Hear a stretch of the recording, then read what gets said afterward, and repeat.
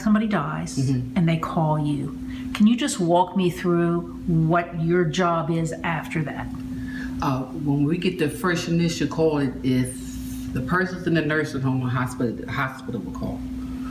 Because the reason why we say we let them call, sometimes the family do give us heads up that the loved one had passed away and we requested you. And we said, where they located at? So we would call there. First thing you need to find out whether or not has that body been released. If the body hasn't been released, then we can't make a removal until they give you the okay. And a lot of times, in the nursing home, you have to go right away after they release it because nursing home doesn't have any more. Yeah. So that's why you have to go pick them up when they pass away.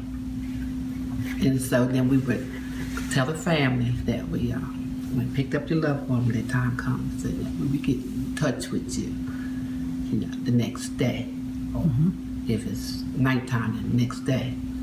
And but we would tell them what they need to do before we really meet. Some of the things that they need to get in play, decide when they want to have the service. I know it's early, but decide when you want to have the service. Talk to the preacher because you can't make any plans until you talk to your pastor. And then you need information for the death certificate, so we try to get all that out of the way.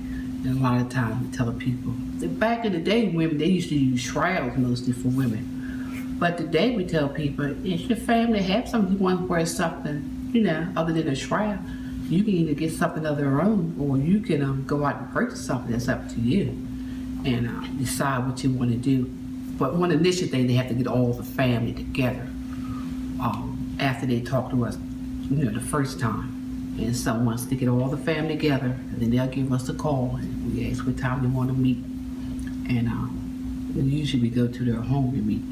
Back in the day, used to go to the funeral home, but now people prefer you coming to their house to meet. So that's how we do it that way. And then they make plans with who they want, when they want this, the funeral programs, what time the service is going to be, whether or not they're going to have a viewing the day before or the day of.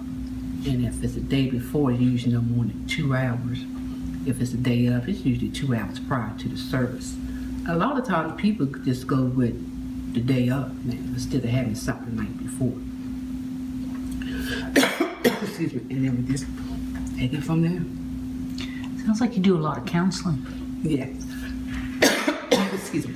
Which I guess makes sense, because if it's the first time they've experienced death in the capacity of having to arrange things, then they don't know what to do. They really don't. Yeah. They're really lost, because a lot of times they really can't think too clear because the loved one just passed away. Yeah.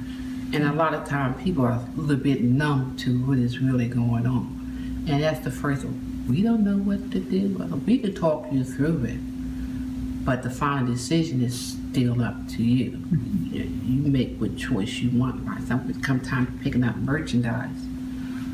A lot of times people do have showrooms, but a lot of times we just take a casting book with us and let them pick out what they want.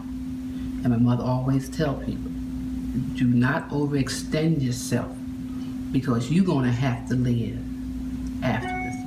If somebody has a $20,000 insurance policy, don't use that whole $20,000 on the funeral, because you're going to have to live afterwards. And I'm quite sure there's going to be some bills left behind that's going to have to be taken care of. So don't put all the, you can still bury somebody, put them away nice and decent and respectable manner, but you don't have to spend all your money in doing it.